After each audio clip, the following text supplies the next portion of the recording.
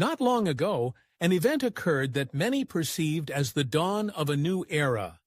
The announcement, contained in just a few lines of an official court circular, was so inconspicuous it could easily have been missed. However, for those who could read between the lines, it became clear that this was a harbinger of upcoming changes that could shake the very foundations of the monarchy. The news concerned the bestowal of a new title, Duke of Cornwall, upon Prince George, the eldest son of Prince William and Princess Catherine. This ancient title unequivocally signifies the heir to the throne, whose destiny is inextricably linked with the future of the kingdom. This was not merely a formal act, but a subtle yet significant choice, indicating whom the ruling family envisions in its future, and perhaps whom it does not intend to include. But what did this mean for Prince Archie? The circular contained no mention of him, no hints of special status. Rumors that King Charles III intended to grant an official title to Harry and Meghan's son proved groundless. Nothing happened. No confirmations emerged.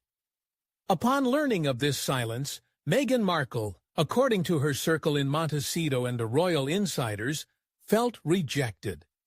The decision to confer such a significant title upon Prince George while ignoring Archie was perceived as a betrayal. She, her child, and her entire family were publicly rejected. They made it clear once again that my child does not exist in this royal universe, and proclaimed George as the future of the monarchy, Meghan reportedly stated in a phone conversation. However, this step was not spontaneous. Prince George lives in the UK, undertakes minor public duties, and is being raised within royal protocol. Archie, conversely, is being raised in California, isolated from royal traditions and obligations. According to experts, royal titles are more than just a birth certificate entry. They symbolize dedication to the crown and a readiness to serve. Meghan, however, saw it differently. For her, a title was not merely a designation. Its conferment upon Prince George instead of her son marked a turning point. What would happen next? This story unfolds a drama where the issue of a royal title became the spark that ignited the final rift within the family. Prince William, driven by a determination to secure the future of the throne, took a series of steps that proved to have far-reaching consequences. Meghan Markle, in turn, faced profound emotional distress, realizing that her child was excluded from the sacred royal circle. And, most tragically, no one offered her a helping hand to prevent her emotional breakdown.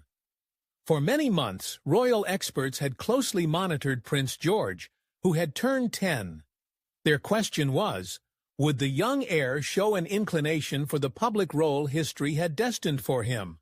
The resolution arrived not at a lavish press conference, but as a modest alteration in the court circular and a meticulously curated image presented by Kensington Palace. It was then that Prince George was granted the title of Duke of Cornwall in waiting, a title steeped in deep royal meaning for centuries. Traditionally, the heir to the throne automatically receives the Duke of Cornwall title, currently held by Prince William. However, bestowing this status upon George in waiting was an unprecedented move. It was a deliberate and symbolic gesture, an unmistakable signal that the crown is purposefully preparing him for his future ascension, both behind the scenes and in public. Along with the announcement, a photograph was released that spoke louder than any official statement. In the image, George, clad in a pristine blue coat with exquisite embroidery, stood between his parents. It was a nod to centuries of tradition, yet it didn't seem to burden the young prince. As William gently placed a hand on his shoulder, Kate beamed her signature radiant smile. This snapshot embodied serenity, majesty, and continuity, capturing the very essence of what was to come. Amidst these events, the name of young Prince Archie seemed to vanish into thin air. while the royal court and a significant portion of the public perceived what happened as a natural continuation of centuries-old tradition. Many expected Princes George and Archie, as representatives of the new generation, to be accorded some joint honors or symbolic gestures. After all, both young members of the royal family are direct grandchildren of the current sovereign and rightfully belong to the royal family. However, when the official news was released, Archie's name was absent from the list. No courtesy titles, no joint honors. The children of the Duke and Duchess of Sussex, to the surprise of many, were not mentioned at all. As Meghan Markle, the Duchess of Sussex, later admitted, such neglect was not just a painful blow, but a blatant insult to her. According to sources close to the Duke and Duchess of Sussex, residing in Montecito, Meghan had long been meticulously developing a symbolic act or plan for Archie, as she genuinely believed in the appropriateness and strategic significance of such a step. In an effort to retain a degree of royal legitimacy, despite their independent existence in the United States, the Sussex family reportedly actively explored opportunities for discreetly positioning the young prince within the context of future international projects related to the monarchy's legacy. However, as it turned out, Prince William had a completely different vision for the future. The Prince of Wales, following detailed discussions with His Majesty King Charles III, made the final decision. According to royal advisers, Prince William firmly advocated the principle that titles must correspond to the duties conferred. According to their information, Prince George is constantly in the United Kingdom, actively participating in royal events and performing his role with unwavering dignity and innate confidence. At the same time, Prince Archie has not visited the monarch's land since his birth. His parents, by refusing to perform royal duties, thereby forfeited the prospects of receiving royal privileges. The palace emphasized that this situation was driven by matters of perception, actual presence, and, of course, origin, rather than any prejudice. Prince George is being prepared for the monarchical throne, while, according to insiders, Prince Archie is being raised like an ordinary citizen. This represents a fundamental difference. The royals undoubtedly wished for this choice to be simple, friendly, and without undue complications. However, their hope remained an unfulfilled dream.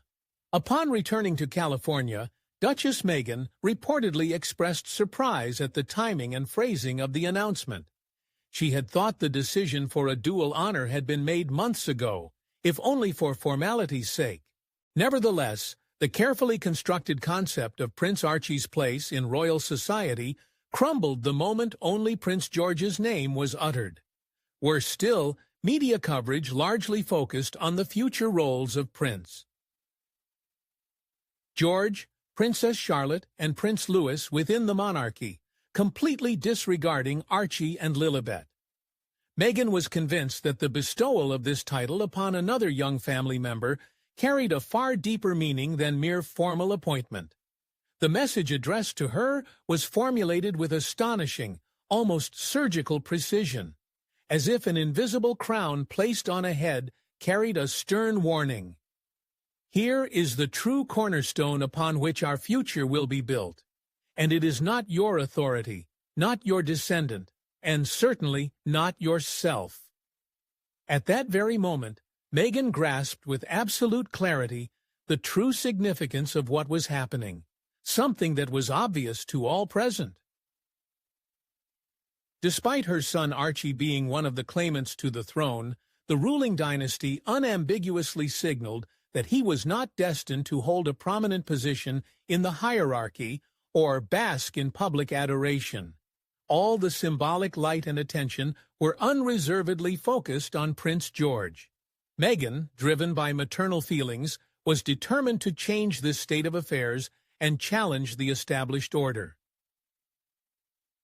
The news headline, stating, "Prince George appointed Duke of Cornwall in waiting," was an unmistakable signal of the next important step taken by the court concerning the future monarch.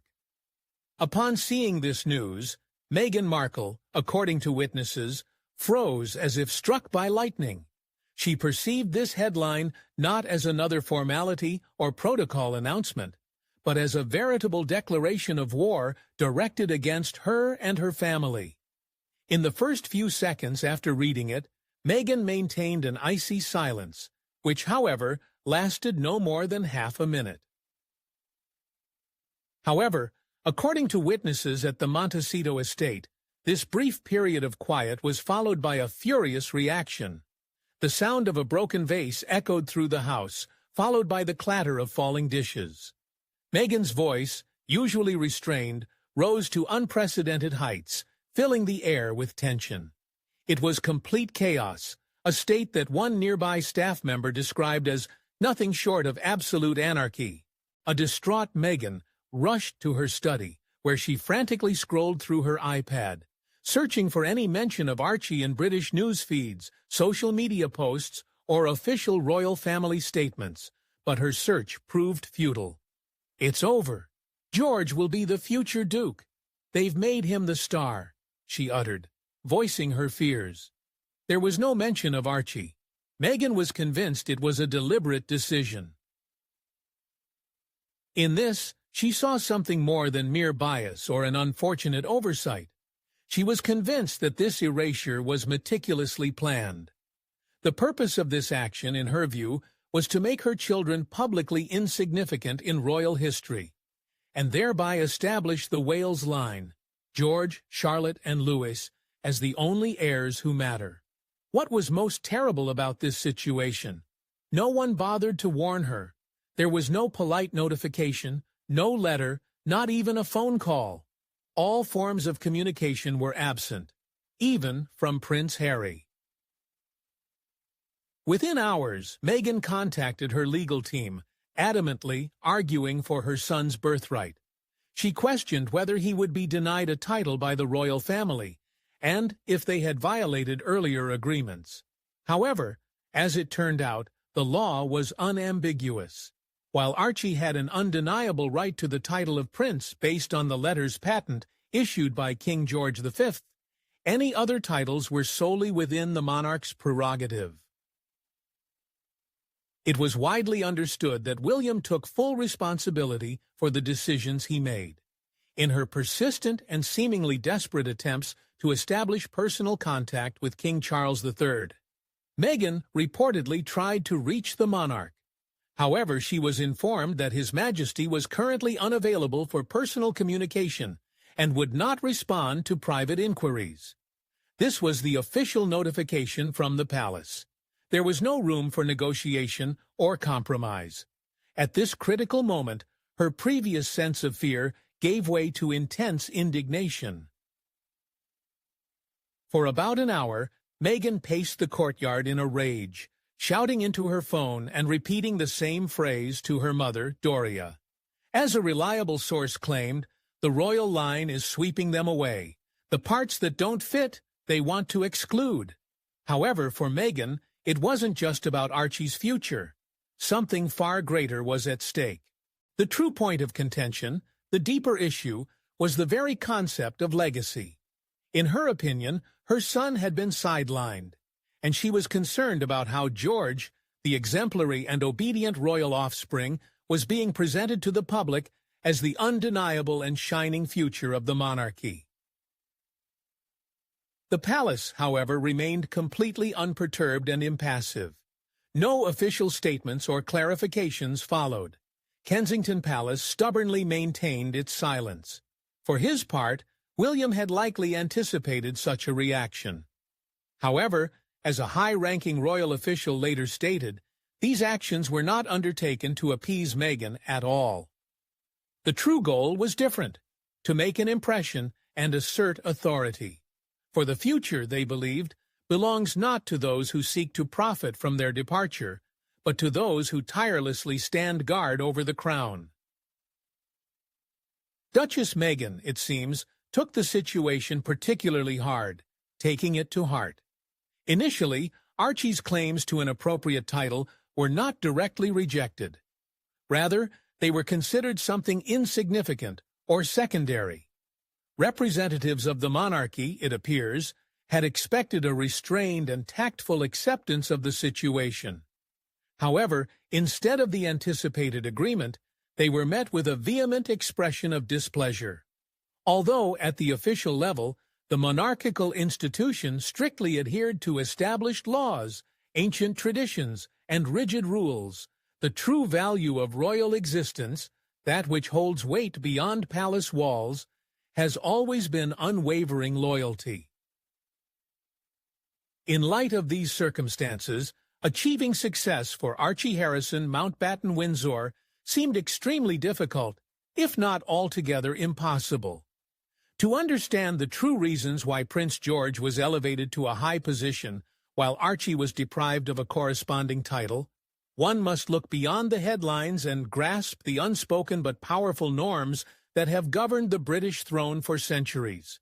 It should be noted that Archie is the grandson of the reigning monarch, and while King George V's letters patent, dated 1917, formally grants him the right to the title of prince, such official documents cannot fully encompass and account for the complex context that plays a decisive role in such matters. After their memorable departure from the firm in 2020, Prince Harry and Meghan Markle launched a campaign of criticism against the British monarchy. The Duke and Duchess of Sussex seem to have chosen a path not of service, but rather of confrontation with the established institution. Their actions were reflected in a series of high-profile statements, from the scandalous interview with Oprah Winfrey, where accusations of bias against anonymous members of the royal family were made, to the publication of candid memoirs and documentaries full of complaints about palace life. In this situation, Prince William faced the need to make a strategically important decision. Gathering his closest advisers to discuss the future of his children within the monarchical system, he was faced with a dilemma: whether to delineate a blurred line between working and non-working members of the family, or to draw a clear, unambiguous line of demarcation. According to sources, the bestowal of the title of Duke of Cornwall on Prince George was not accidental, but a carefully planned step. This measure was intended to emphasize generational continuity and purposefully prepare the young prince for his future role. From now on, according to insiders, the crown will reward not only bloodline, but also devotion to duty and service. It is emphasized that this step was not aimed at harming Archie's interests. Its purpose was to draw a clear demarcation line between those actively involved in the life of the royal family and those outside it. While Prince George, Princess Charlotte, and Prince Louis regularly appear at official events representing the family and country, and are preparing to continue the monarchical tradition, Archie lives far from the epicenter of royal life. His absence from public view is deliberate. Appearances are rare, and his image is practically never seen in official family photographs. King Charles III, reportedly, gave his consent to this decision during confidential discussions, despite the foreseen emotional reaction. The monarch understood that any formal recognition of Archie's status would inevitably raise a number of uncomfortable questions. How could one honor a child whose parents criticize the monarchical system? And why support a family member whose actions, it appears, are aimed at undermining the authority of the royal institution? Alongside this, another sensitive issue arose concerning the level of trust. Within court circles, a growing reluctance to grant the Sussexes even minimal recognition became increasingly apparent. Numerous insiders reported that any attempt to show goodwill, whether an official invitation to Jubilee celebrations, permission to attend a funeral, or arranging a joint photo shoot, invariably led to leaks of confidential information, the release of documentaries, or the publication of sensational memoir excerpts. At Kensington Palace, a firm conviction took root that any offer extended to Harry and Meghan would potentially be exploited by them for financial gain. this same fear extended to the question of a title for Archie. Crown representatives deemed it inexpedient to bestow a new title upon him, fearing that Meghan would immediately use this fact to attract the attention of the American press. As one insider noted, the issue was not just about the title itself, but about the potential consequences it could entail in the future. The monarch needed to uphold the interests of the crown, acting more diplomatically than it might have seemed to the public, who perhaps expected simultaneous title bestowals for George and Archie. One child was preparing for future ascension to the throne, while the other was growing up in Montecito under palm trees, far from royal duties. For Prince William, the choice was obvious. For King Charles III, this decision was fundamental. And for Meghan, it became an unforgivable act. Archie, due to his young age, did not comprehend the full depth of what was happening and found himself facing a difficult choice predetermined by the crown. As is well known, royal titles are not solely determined by bloodline, but also demand unwavering loyalty. Archie's parents had long understood this complex truth. In their secluded Montecito estate, Meghan was consumed by furious indignation, while Prince Harry tried to maintain outward calm. However, this did not indicate indifference or a lack of surprise on his part. On the contrary, he fully understood what was unfolding within him. The palace confidentially contacted Harry several weeks before the official announcement of Prince George's new title. According to sources close to the Sussex family, this message was neither a request nor an invitation to discuss. It was merely a formal notification. With the full approval of His Majesty King Charles III, Prince William was to bestow the hereditary title upon Prince George. In this delicate official message, Archie's name was not mentioned at all. No alternative options were offered. Most importantly, Prince Harry was deprived of the opportunity to influence the situation or offer support. Meghan remained completely unaware. The reason was that he couldn't bring himself to say it out loud, and it wasn't an attempt to deceive her. It would have utterly devastated her, and I was powerless to stop it, he candidly confessed to one of his friends. Reportedly, Prince Harry experienced a profound emotional crisis. When Meghan expressed her anger after the public announcement, he spent long hours alone, secluded in their residence's courtyard, immersed in music through his headphones, ignoring incoming calls from staff and any messages. According to one source, he made no attempt to defend himself or assert his position. His father was not invited to participate in this decision. Undoubtedly, he also avoided direct confrontation with William, realizing that this time all bets were off, and the outcome of the game was predetermined. One of Prince Harry's longtime friends perceptively noted that he found himself in the position of a person caught between two irreconcilable camps, as if between two states whose borders were closed to him. On one side, his brother William, filled with determination and steadfastness, carried himself with the dignity of a future monarch. On the other, his wife Meghan, consumed by deep resentment, emotional pain, and torment. Harry, feeling powerless and torn by internal contradictions, was frozen between them, unable to find a way out of the situation. According to available information, just a few days prior, Meghan had sharply expressed her dissatisfaction to him. "Why didn't you warn them? Stop them! Why didn't you do anything?" she demanded. Harry couldn't give a coherent answer. He had always firmly believed that his name, his royal lineage, and his position in the family carried a certain weight and influence. He naively thought he could live in America, freely express his views, and still retain a voice in important decisions. However, the bestowal of the title on George completely shattered these illusions. The family, it seemed, had moved on without him. After William's speech concluded, Harry silently left the table. He retreated to contemplate what had happened, and realize what it portended for Archie's future. He was tormented by the question, would the institution he once left make his own child hate him?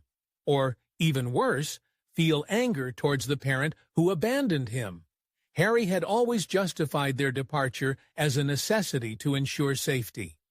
However, Meghan now saw it as a fatal error, a grave miscalculation that deprived their children of the legacy she believed was rightfully theirs.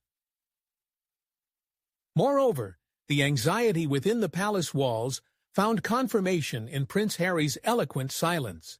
As one close associate candidly put it, describing his state, he is lost.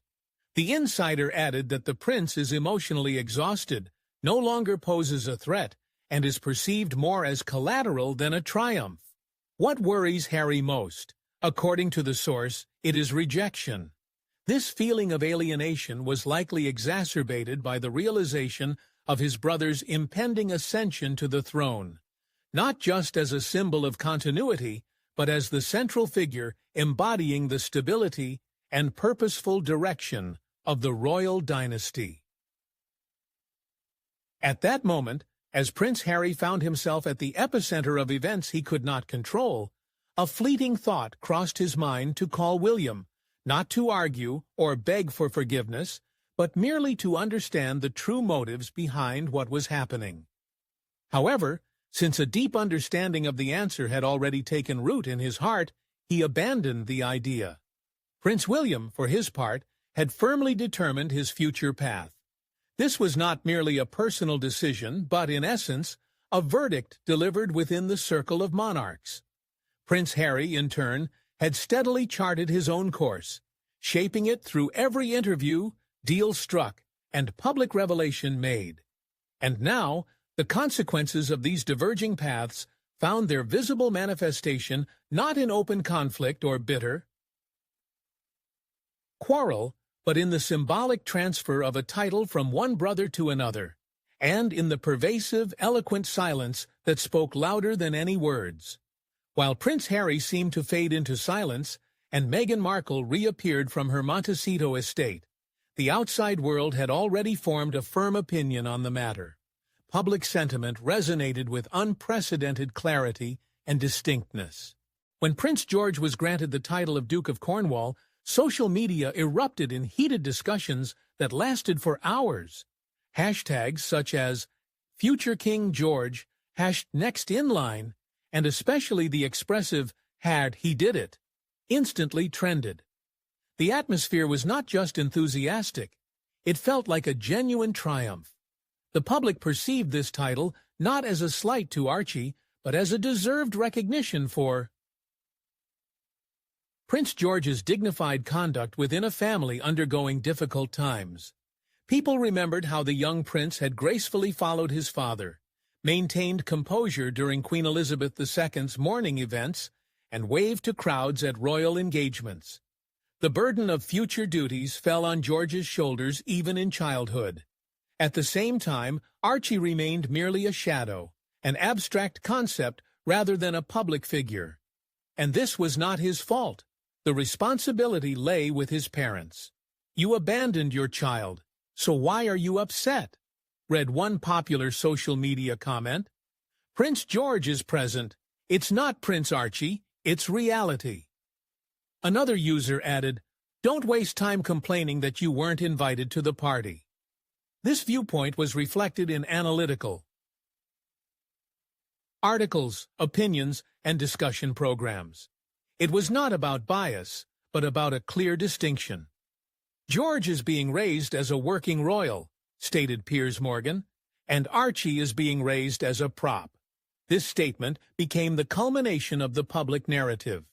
Journalist Ellie Thompson noted, "Because his parents chose to stay, Prince George is a symbol of the monarchy's future, and it's no accident." Royal biographers also supported this view.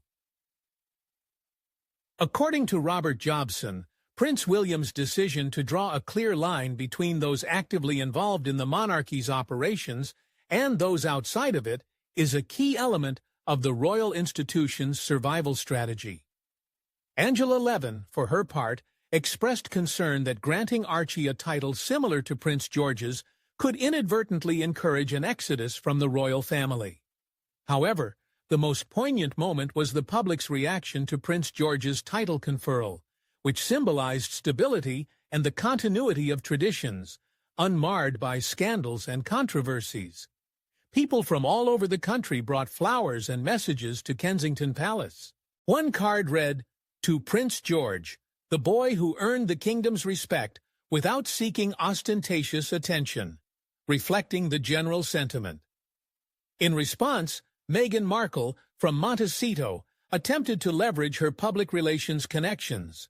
Soon after the official announcement, a staged paparazzi-style photograph appeared in the media, capturing Meghan walking barefoot in a garden with a book in one hand and her son Archie by the other. However, this image, accompanied by sarcastic comments, was quickly exposed as a fabrication. The public rejected this attempt at manipulation, emphasizing that Archie should not be used as a tool for personal gain. This move proved counterproductive, only highlighting the difference between the two young royals.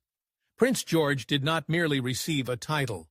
His behavior and position confirmed its significance.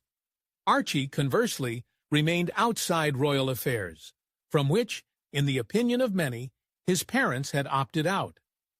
Public opinion clearly expressed its support for Prince George. Thus, the future of the monarchy became palpable, despite the absence of traditional balcony appearances and lavish ceremonies. The title bestowal itself was modest, yet symbolic. A child, a title, and a display of royal wisdom that transcended any official statements. Prince George's humble elevation to Duke of Cornwall confirmed his place in the line of succession.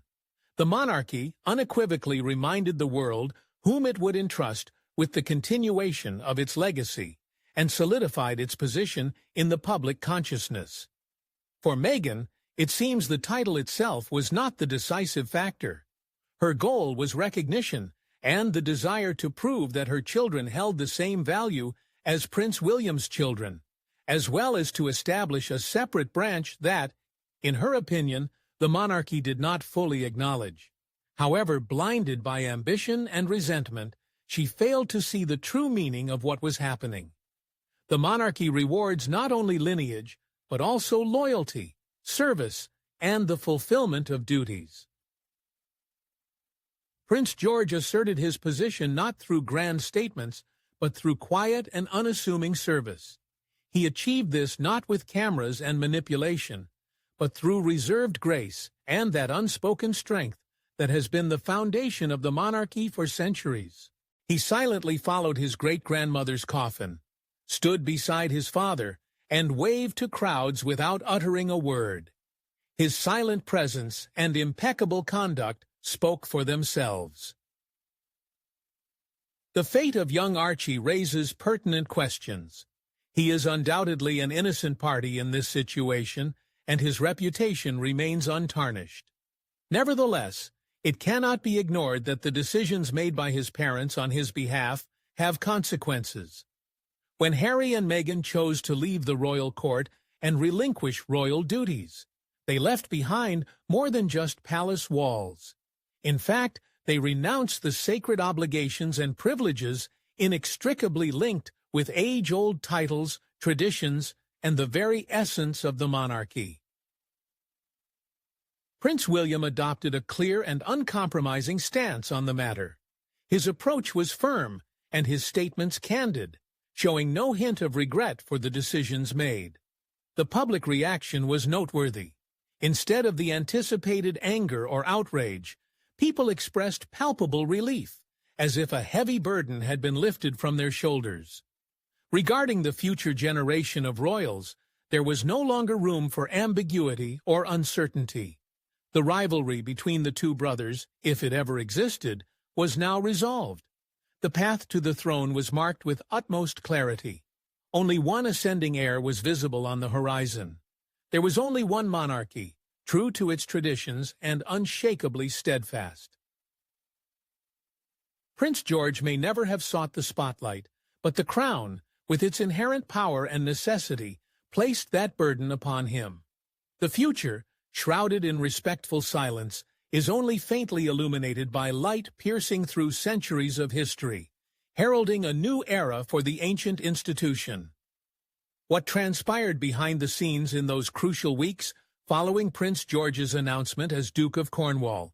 And how did this event alter the internal dynamics of the royal family? Let us reveal details that have remained hidden from the public until now, including secret negotiations held at Buckingham Palace and the consequences this decision entailed for all involved in this royal saga. Information obtained from reliable sources within palace circles indicates that the decision to grant Prince George such a significant title had been discussed for several months in the strictest confidence. King Charles III, Prince William, and their closest advisors held a series of closed meetings where various scenarios were considered. Every word, every phrasing of the future announcement was carefully weighed, taking into account possible consequences and reactions, both within the family and from the public. Notably, initial plans envisioned a softer approach to the situation. The possibility of simultaneously bestowing symbolic titles upon both Prince George and Prince Archie was considered, which could have mitigated potential conflict. However, Prince William resolutely opposed such a compromise, insisting that such gestures must reflect the real state of affairs and actual participation in the monarchy's life, rather than serving as diplomatic concessions. During one of these meetings, held in early September in the king's private study, Prince William presented his position with his characteristic directness. According to a present advisor, the future monarch stated, "We cannot continue to reward absence and non-participation out of sentimentality. The monarchy must clearly define its priorities and values." King Charles III, known for his inclination towards compromise, initially hesitated but ultimately agreed with his elder son's arguments. While clouds of uncertainty gathered over Montecito, Meghan, having received intelligence about the impending changes from confidential sources, energetically set about trying to influence events. Insiders report her appeals to influential figures in the American elite, including media moguls and political figures, hoping to garner support. However, these efforts proved futile. Most potential allies preferred to stay out of the internal affairs of the British monarchy. Particularly painful for the Duchess of Sussex was the alienation even from longtime friends in Hollywood. Many celebrities who had previously openly expressed support for the ducal couple now remained silent.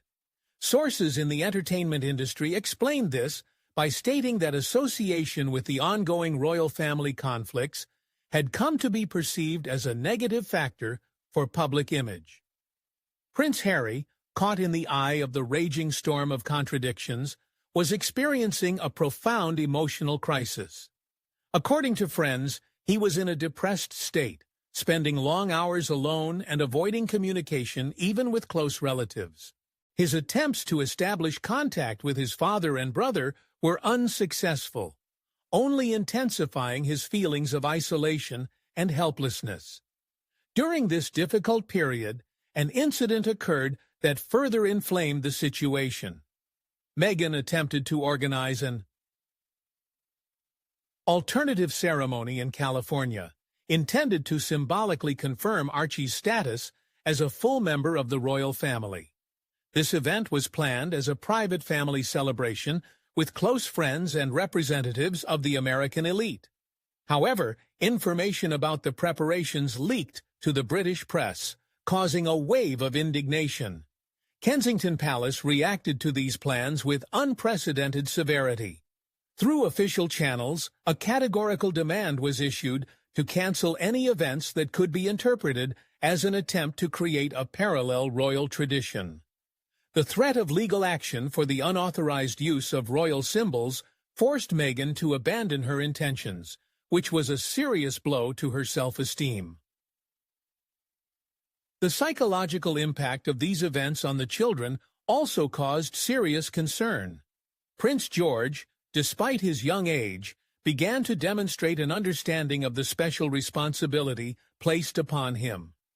Educators noted changes in the boy's behavior.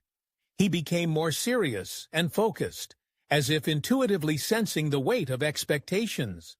At the same time, psychologists working with the family expressed concerns about possible pressure on the child. As for Prince Archie, the situation seemed even more complex. Meghan insisted on explaining the unfolding events to her son. Despite his young age, sources report instances where the boy asked questions about his cousin and their different jobs, as he called it. These moments were particularly painful for Meghan, who saw in them confirmation of the injustice of the situation. The global community's reaction to the unfolding events was marked by a diversity of opinions. Commonwealth nations, in particular, observed the situation with close attention, as any transformations in the structure of the British monarchy could potentially affect their own constitutional foundations. Special attention was paid to Canada and Australia, where issues concerning the monarchical system traditionally spark lively discussions. The Prime Minister of Canada, during a confidential conversation with British diplomats, expressed hope that internal disagreements within the royal family would not undermine the stability of the institution of monarchy as a whole. Similar sentiments prevailed in other Commonwealth countries, where local political elites voiced concerns that protracted conflicts could strengthen Republican tendencies. In academic circles, active discussions unfolded regarding the long-term consequences of what was happening. Historians and experts in constitutional law analyzed precedents of similar situations in historical perspective, seeking to forecast possible scenarios for future developments. Professor David Starkey of Oxford University, in his expert opinion, noted that the monarchy was experiencing one of its most serious identity crises in the last century, and the outcome of this crisis would determine its future for many decades to come. The economic consequences of the ongoing disagreements also became increasingly tangible. The tourism industry, which traditionally benefits from interest in the royal family, began to experience a negative impact. The number of bookings for tours to royal palaces decreased, and sales volumes of souvenir products declined. At the same time, any events related to Prince George, conversely, sparked increased interest and excitement. The media strategies of the involved parties also underwent significant changes. Kensington Palace adopted a tactic of measured openness, carefully controlling the flow of information about Prince George and his new role. Every public appearance of the young prince was meticulously planned to create an image of a future monarch, ready for his duties, but not devoid of childlike spontaneity. Meghan, in turn, faced severe limitations in her media opportunities. A number of major American publications became cautious in covering her activities, fearing accusations of bias. This significantly restricted her ability to influence public opinion and promote her own version of events. The issue of children's photographs and public appearances of Archie and Lilibet was particularly acute. Meghan realized that any use of the children's images for media purposes could be perceived as exploitation, but at the same time, she sought to maintain their connection to the royal heritage. Maintaining this balance proved to be an extremely difficult task, especially under constant pressure from the media. King Charles III's role in these events also warrants close attention. The king found himself in an extremely delicate situation, torn between loyalty to his elder son and heir and love for his younger son and his family. According to sources, several emotional conversations took place between the king and Prince Harry, during which the monarch attempted to find a compromise solution. However, pressure from royal advisers and public opinion proved insurmountable. The king was forced to recognize that his personal feelings could not override the institutional interests of the monarchy. This decision was particularly difficult for him, given his own past experiences with family conflicts. Catherine Middleton, the Princess of Wales, played an equally significant, though more restrained role in the unfolding events. Her influence on Prince William, particularly concerning the upbringing of their children and the maintenance of family ties, was undeniable. Reliable sources assert that it was she who insisted on Prince George's gradual and tactful preparation for his future responsible role, aiming to shield him from undue pressure. Furthermore, Princess Catherine actively supported the idea of a clear division of functional duties among the various branches of the royal family, convinced that this would help avoid public confusion and strengthen the position of the main line of succession. Her personal experience adapting to royal life convinced her of the immense importance of consistent and understandable family policy. The impact of these events on the younger members of the family, Princess Charlotte and Prince Louis, also did not escape the attention of child psychology specialists. Experts strongly recommended extreme delicacy in explaining changes in the family hierarchy to the children, to prevent the development of feelings of superiority or, conversely, marginalization. Questions of Prince George's education and preparation for his future role also required profound re-evaluation. Specialized courses on monarchical history, constitutional law, and diplomatic practice were added to his curriculum. Educators noted the extraordinary seriousness with which the young prince approached the study of new subjects, as if instinctively understanding their exceptional importance. Providing psychological support to all participants in these complex events became a paramount task. Despite the royal family's traditional reserve regarding seeking psychological help, the difficulty of the situation compelled them to reconsider their views.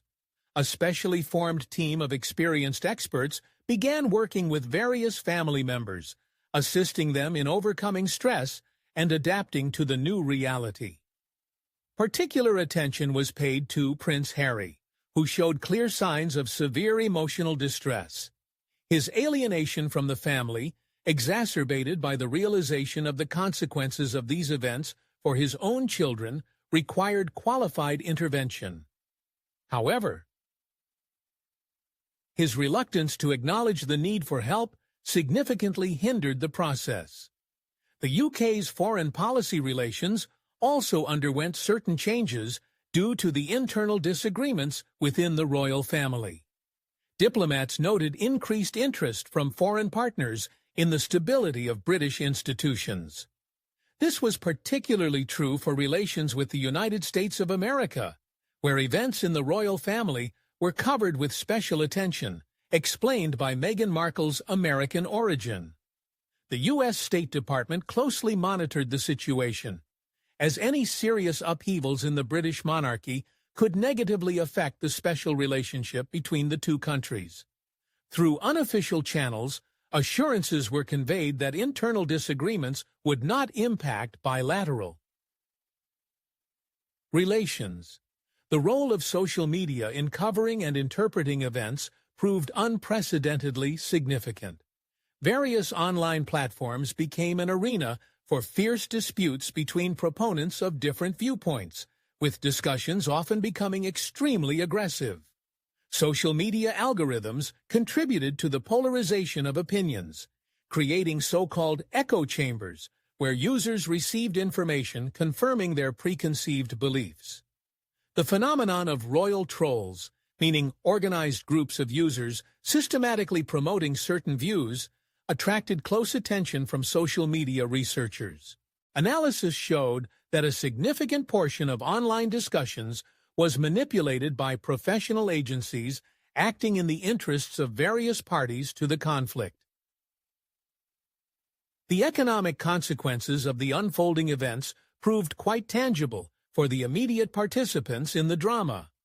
Meghan, for example, faced a noticeable reduction in income from various commercial ventures, as many well-known brands preferred to distance themselves from a person around whom controversy persisted.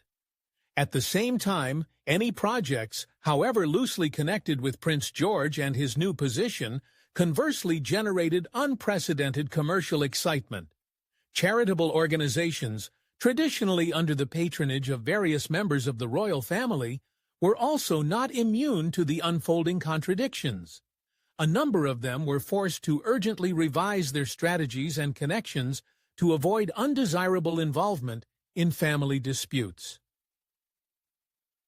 Unfortunately, this situation led to a reduction in funding for a number of vital social programs. The impact on the younger generation of Britons became a subject of close attention from sociologists. Public opinion polls showed a growing polarization of views among young people regarding the future of the monarchy as an institution. Some saw in what happened further confirmation of the archaic and unviable nature of the monarchical system. Others, on the contrary, believed that the monarchy once again proved its ability to adapt and renew itself in accordance with the demands of the times. Educational institutions faced the need to make adjustments to curricula concerning modern history and the basics of jurisprudence. Teachers noted an increased interest among students in constitutional monarchy and the peculiarities of family relations within the royal family, which, of course, required an extremely delicate and balanced approach to covering current events. The cultural aspect of the events affecting society was expressed in the emergence of numerous works of art, literature, and cinema inspired by royal disagreements. Writers, artists, and directors found in this story an inexhaustible source for exploring such eternal themes as power, family, tradition, and change. Some of these works sparked heated public debate, as their authors took a particular stance in the escalating conflict. The religious aspects of the situation also gained special significance, given the monarch's role as head of the Church of England. The Archbishop of Canterbury and other high-ranking clerics found themselves in a difficult position, trying to balance Christian principles of forgiveness and unity with the need to maintain institutional stability. Church services and prayers for the unity of the royal family became more frequent, reflecting the concern of the religious community about the ongoing events. Some clergy used their sermons to call for reconciliation, while others preferred to refrain from direct comments on politically sensitive issues. The influence on the education system for future monarchs also required serious reconsideration. Traditional programs for preparing members of the royal family to fulfill their duties were reviewed, taking into account new realities and challenges. Special attention began to be paid to psychological preparation for life under public scrutiny and stress management in conditions of constant media pressure.